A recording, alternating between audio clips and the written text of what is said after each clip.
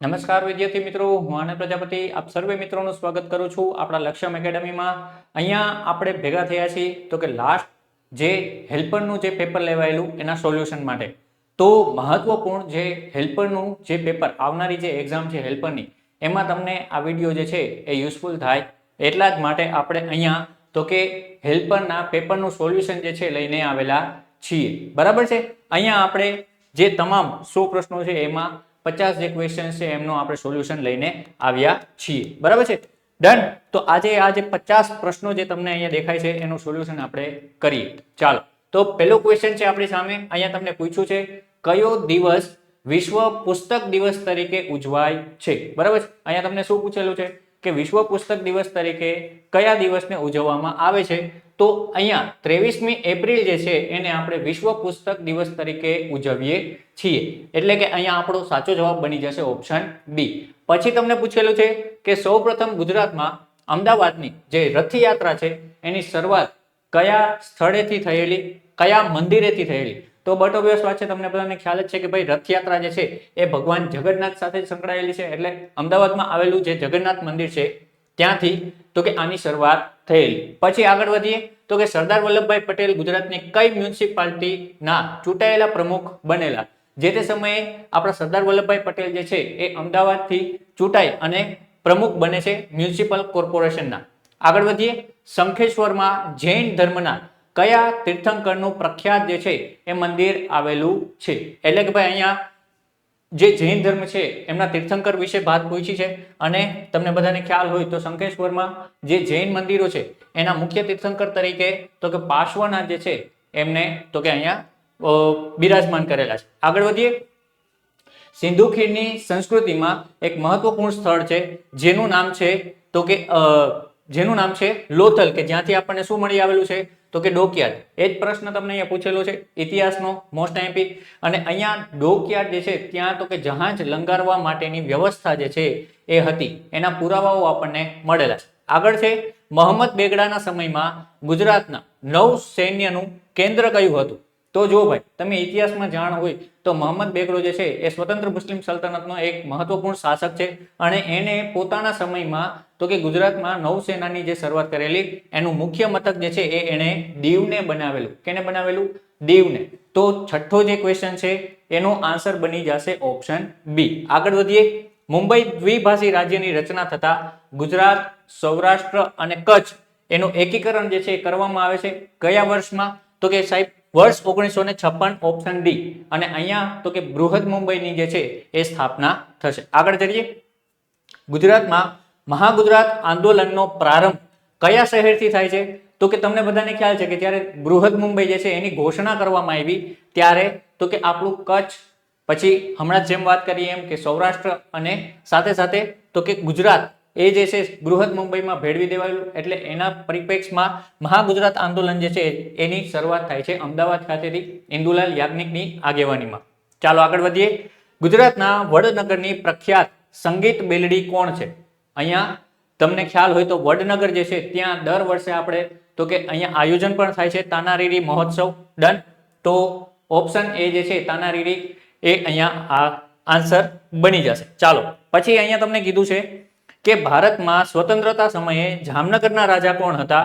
Option Krishnakumarsinhji છે, દિગ્વિજયસિંહજી છે, મયુધવજસિંહ છે અને પ્રતાપસિંહ ગાયકવાડ છે। હવે અહીંયા તમને બધાને ખ્યાલ હોય તો તમને બધાને જે જામનગર તો કૃષ્ણકુમારસિંહજી જે ભાવનગરમાં હતા તે સમયે, જામનગરનું તો કે જે રાજા આઝાદી સમયે હતા એ હતા આપણા રાજા દિગ્વિજયસિંહજી, બરાબર છે। આ રાજા દિગ્વિજયસિંહજી જે છે એ આપણા જામનગરના તે સમયના રાજા હતા। ચલો આગળ પૂછ્યું છે અહીંયા, નીચેનામાંથી કયા સ્થળે કૃષિ યુનિવર્સિટી આવેલી નથી? જો ભાઈ અહીંયા નથી એટલે સ્પેસિફિક એક ધ્યાન રાખવું કે અહીંયા કયું છે નથી, એમાં તમને ટ્વિસ્ટ કરી અને પૂછી શકે છે। તો ભાઈ અહીંયા નવસારીમાં પણ છે, આણંદમાં પણ છે, દાંતીવાડામાં પણ છે, પણ વડોદરા જે છે ત્યાં કૃષિ યુનિવર્સિટી આવેલી નથી। ઓપ્શન ડી જે છે આન્સર બની જશે। ગુજરાતમાં બાજરીના વાવેતર ઉત્પાદનમાં સૌથી મોખરે કયો જિલ્લો છે? તો એ છે આપણો બનાસકાંઠા। કયો જિલ્લો? બનાસકાંઠા જિલ્લો જે છે એ બાજરીના ઉત્પાદનમાં તો કે સૌથી મોખરે છે। સરદાર સરોવર યોજનાની સિંચાઈનો લાભ ગુજરાત ઉપરાંત કયા કયા રાજ્યોને મળે છે? મધ્યપ્રદેશ, રાજસ્થાન, મહારાષ્ટ્ર. તો કે સર આ ત્રણ જે રાજ્યો જે છે એને તો કે આનો લાભ મળે છે. ઓપ્શન ડી જે છે અહીંયા આન્સર બની જશે. નીચેનામાંથી કઈ ઇન્સ્ટિટ્યૂટ ગાંધીનગરના ભાટ ખાતે આવેલી છે? તમને ઓપ્શન આપેલો છે ફળ સંશોધન કેન્દ્ર, institute for plasma research, physical research institute કે પુનિત વન. તો અહીંયા જે આપણું ગુજરાતનું જે સિટી છે ગાંધીનગર, એની જે ગાંધીનગર છે ત્યાં કયું આવેલું છે? તો એનું નામ છે institute for plasma research, option B. બરાબર છે, ઓપ્શન બી જે છે અહીંયા આન્સર બની જશે. પછી આગળ વધીએ. સુરત જિલ્લાના 84 તાલુકાનું મુખ્ય મથક કયું છે? તો ભાઈ 84 જે તાલુકો છે એનું મુખ્ય મથક તમને પૂછે તો એ બની જશે આપણું સુરત. બરાબર, સુરત શહેર. ચાલો, ગુજરાતમાં કયા પ્રકારના જંગલોનો સૌથી અગત્યનું વૃક્ષ એ સાગ છે? તો જો ગુજરાતમાં જંગલોના પ્રકાર અલગ અલગ આવે છે અને એમાંથી જ આ પ્રશ્ન જે છે એ તમને પૂછેલો છે. અને અહીંયા તમને પૂછ્યું છે કે સાગ જે છે એ કયા પ્રકારના જંગલમાં ઉગે છે અથવા તો એ મહત્વપૂર્ણ સ્થાન છે. તો અહીંયા તમે ધ્યાન આપો, સૂકા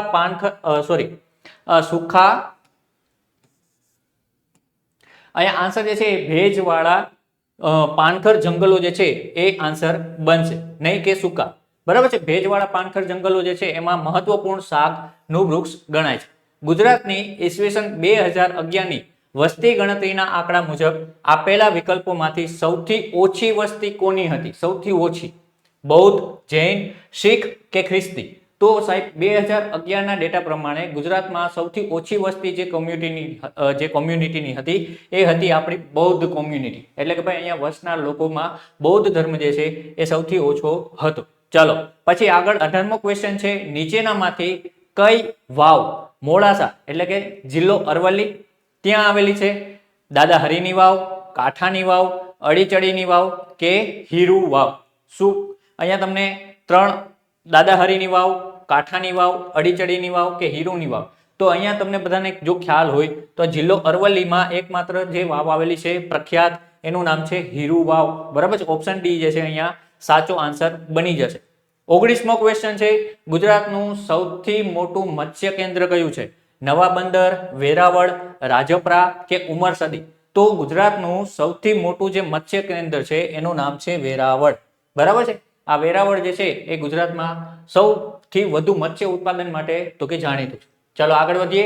તો કે તે સમયનું કરંટ અફેર્સ છે, જે અંતર્ગત તમને અહીંયા પૂછ્યું છે કે તાજેતરમાં ગુજરાત સરકારે જાહેર કર્યા મુજબ પ્રધાનમંત્રી ગરીબ કલ્યાણ અન્ન યોજના હેઠળ દર એપ્રિલ માસના રાહત દરના નિયમિત જથ્થા ઉપરાંત વધારાનું કેટલું અનાજ જે છે એ સરકાર દ્વારા આપવામાં આવશે? વ્યક્તિ દીઠ 5 કિલોગ્રામ, વ્યક્તિ દીઠ 15 કિલોગ્રામ, વ્યક્તિ દીઠ 7 કિલોગ્રામ કે વ્યક્તિ દીઠ 10 કિલોગ્રામ? તો અહીંયા આન્સર જે છે તો કે તે સમયે વ્યક્તિ દીઠ આપણને 5 કિલોગ્રામ જે છે એ વધારે આપવામાં આવેલું હતું. IPL 2022માં પ્રથમ વખત દાખલ થનારી ગુજરાતની ટીમનું નામ શું છે? બધાને ખ્યાલ હોય કે સાહેબ ગુજરાત ટાઇટન્સ તે સમયે નવી IPL ટીમ તરીકે જાહેર થઈ અને વર્ષ 2022માં એમણે ભાગ લીધેલો. તાજેતરમાં નીતિ આયોગ દ્વારા જાહેર થયેલ state energy and climate index મુજબ ગુજરાતનું ભારતમાં કયા ક્રમનું રાજ્ય જે છે એ સ્થાન ધરાવે છે? ચોથો છે, ત્રીજું છે, બીજું છે કે પહેલું છે? તો અહીંયા જે આપણું ગુજરાત છે એ ત્રીજા નંબર ઉપર છે. કયા નંબર ઉપર છે? તો કે એ આપણું પહેલા નંબર ઉપર જે છે તે સમયે હતું. અત્યારે ત્રીજા નંબર ઉપર છે જ્યાં સુધી મને ખ્યાલ છે ત્યાં સુધી. ઓકે, તો સ્ટેટ એનર્જી એન્ડ ક્લાઇમેટ ચેન્જમાં 2022નું જે કરંટ અફેર્સ છે એ મુજબ આપણો પ્રથમ ક્રમ જે છે ત્યારે હતો. 23મું, તાજેતરમાં સ્વર્ગીય અજીતસિંહ કે જે હાસ્ય લેખક હતા તેમના પુસ્તકનું વિમોચન થયું. તે પુસ્તક કયું છે? મારી નજરે દુનિયા, બાપુની નજરે દુનિયા, દુનિયાની નજરે બાપુ કે દુનિયાની નજરે હું? તો અહીંયા જે હાસ્ય કલાકાર હતા આપણા સ્વર્ગીય અજીતસિંહજી, એમની પુસ્તકનું નામ હતું કે બાપુની નજરે દુનિયા. તે સમયે તો કે આ પુસ્તકનું જે છે વિમોચન એ થયેલું હતું. પછી 24મો ક્વેશ્ચન છે, નીચેનામાંથી વિવિધ ભારતી અમદાવાદ માટેના રેડિયોની ફ્રીક્વન્સી શું છે? 94.3 મેગાહર્ટ્ઝ, 94.7 મેગાહર્ટ્ઝ, 95.5 મેગાહર્ટ્ઝ કે 96.7 મેગાહર્ટ્ઝ? તો તે સમયે વિવિધ ભારતીની જે ફ્રીક્વન્સી છે અમદાવાદ ખાતેની એ છે આપણે 96.7 મેગાહર્ટ્ઝ. ઓપ્શન ડી અહીંયા સાચો આન્સર બને છે. ભારતીય સંસ્કૃતિ મુજબ કુલ કેટલા પુરાણો છે? આ તો બધાને ખ્યાલ હોય સાહેબ, 18 પુરાણ છે. ઓપ્શન બી જે છે અહીંયા સાચો આન્સર બને છે. આગળ વધીએ. રોમા રોલા. આ રોમા રોલા જે છે એ પુસ્તક છે અને આ પુસ્તકમાં કયા મહાનુભાવનું વર્ણન કરેલું છે અથવા તો એમનું સ્થાન આપેલું છે? તો તમને બધાને ખ્યાલ હોય તો રોમા રોલા જે પુસ્તક છે એમાં મહાત્મા ગાંધી જે છે એમના વિચારોનું શું કરેલું છે એ અનુકરણ કરેલું છે અથવા તો એમના વિચારો જે છે એનો સંદર્ભ અહીંયા લેવામાં આવેલો છે. એટલે કે ટૂંકમાં મહાત્મા ગાંધીની વાત અહીંયા આપણને કરેલી છે. ચાલો આગળ વધીએ. ભારતમાં આઝાદીની ચળવળો દરમિયાન ઈસવીસન 1923માં ઝંડા સત્યાગ્રહ કયા સ્થળે થયેલો? નાસિક, પૂના, નાગપુર કે સતારા? તો સાહેબ 1923 નો જે ઝંડા સત્યાગ્રહ થયેલો એ થયેલો નાગપુર ખાતે. ઓપ્શન સી જે છે અહીંયા સાચો આન્સર બને છે. આગળ વધીએ. 28મો ક્વેશ્ચન. નીચેનામાંથી કઈ બેંક ખાનગી ક્ષેત્રની છે? HDFC, bank of Punjab, IndusInd bank કે ત્રણેય? તો કે સાહેબ આ ત્રણેય જે છે બેંકો એ આપણી પ્રાઇવેટ બેંકો છે. આ ત્રણેય બેંકો જે છે તો કે ખાનગી બેંકો છે. ઓપ્શન ડી જે છે અહીંયા આન્સર બની જશે. આગળ વધીએ. 29મો ક્વેશ્ચન છે. જેમાં કુલ 10 રમતોનો સમાવેશ છે એવી રમત કયા નામે ઓળખાય છે? એને આપણે હેપ્ટાથ્લોન કહીએ છીએ, પેન્ટાથ્લોન કહીએ છીએ, ડેકાથ્લોન કહીએ છીએ કે મેરેથોન કહીએ છીએ? તો કે સાહેબ ડેકા જે છે એનો અર્થ જ થાય છે 10. બરાબર. ડેકા જે છે એનો અર્થ જ થાય છે 10. એટલે ઓપ્શન સી જે છે એને કહેવાય ડેકાથ્લોન, કે જેમાં જે રમતમાં 10 વિદ્યાર્થીઓ છે એ ભાગ લેતા હોય છે. ચાલો આગળ વધીએ. માનવ શરીરમાં લોહ તત્વનું મુખ્ય મહત્વનું કાર્ય શું છે? શક્તિનું અને શરીરમાં ઉષ્મા સર્જનનું, શરીરની અસ્થિ સર્જનની ક્ષમતા વધારવાનું, રક્ત સર્જનનું કે શરીરની વૃદ્ધિનું? તો સાહેબ તમને જાણીને નવાઈ લાગશે, એમનું મુખ્ય કાર્ય, લોહ તત્વનું મુખ્ય કાર્ય છે એ રક્ત સર્જન એટલે કે રક્ત ઉત્પાદન કરવાનું છે. આગળ વધીએ. 31મો ક્વેશ્ચન છે. શબ્દ અને તેનો વિરુદ્ધાર્થી શબ્દ એવી નીચેના પૈકી કઈ જોડ વિરુદ્ધાર્થી શબ્દ નથી? જો તમને પહેલા પૂછ્યું છે શું કે શબ્દ અને તેની વિરુદ્ધાર્થી જોડ આપી છે, પછી તમને એવું પૂછ્યું છે વિરુદ્ધાર્થી શબ્દ નથી એટલે કે ભાઈ જોડ કઈ અયોગ્ય છે? અધિક, અક્ષર, અસલ, નકલ, અંશ, છેદ, અમાન્ય, માન્ય? તો સાહેબ જોઈને જ ખ્યાલ આવી જાય કે અહીંયા જે અધિક અને અક્ષર છે એ શું છે તો કે ખોટું છે. ઓપ્શન એ છે એ અહીંયા શું બને છે? આપણો આન્સર બને છે. ડન. આગળ વધીએ. નીચે દર્શાવેલ શબ્દમાં કયો વિકલ્પ સાચી જોડણી અહીંયા દર્શાવે છે? શબ્દ દીવાની કોટનો તમને પૂછેલો છે. તો દીવાની કોટ જે છે એ કઈ રીતના લખાશે સાહેબ? દીવાની કોટ લખાશે આ રીતે, દીવાની કોટ. તો આ જે છે ઓપ્શન બી અહીંયા સાચો પડી જશે. આગળ વધીએ. ખાતર ઉપર દિવેલ આ રૂઢિપ્રયોગ છે એટલે શું થશે? તદ્દન સસ્તું, દિવેલ ખાતરની ગરજ સારે છે, કિંમત વગરનું કે ખર્ચ ઉપર વધુ ખર્ચ? એટલે અહીંયા ખાતર ઉપર દિવેલ એ જે રૂઢિપ્રયોગ છે એનો અર્થ થાય કે પૈડા ઉપર પાટો, એક શબ્દોમાં કહો તો એટલે ભાઈ ખર્ચ ઉપર વધુ ખર્ચ. બરાબર છે. ઓપ્શન ડી જે છે આનો આન્સર બની જશે. આગળ વધીએ. અહીંયા તમને છંદ પૂછેલો છે. અસત્યો માહેથી પ્રભુ પરમ તેજે તું લઈ જા. અહીંયા તમને છંદ જે છે એના ઓપ્શન આપેલા છે પૃથ્વી, અનુષ્ટુપ, શિખિરિણી કે મંદાક્રાંતા. તો આ જે ક્વેશ્ચન છે એમાં તમે જો ગણો તો પહેલા અક્ષર આપણે ગણી લઈએ. તો અહીંયા અક્ષરો છે 3, 6, 2, 8, 8 ને 3 11, 11 ને 2 13, 13, 14, 15, 16 અને 17. તો 17 અક્ષર છે. એમાં પ્રથમ જે 3 શબ્દો છે એને આપણે જોઈએ તો આ છે લઘુ, આ છે લઘુ, જ્યારે આ છે ગુરુ. તો અહીંયા આન્સર શું બની જશે? આન્સર બની જશે શિખિરિણી. શું બની જશે? શિખિરિણી આન્સર જે છે અહીંયા બની જશે. આ છંદ જે છે એ કેનો છે તો કે શિખિરિણી છંદનો છે. બરાબર છે. ચાલો આગળ વધીએ. કમળનો સમાનાર્થી શબ્દ નથી. બરાબર છે, ધ્યાન આપજો. પંકજ, નીરજ, અંબર કે પદ્મ?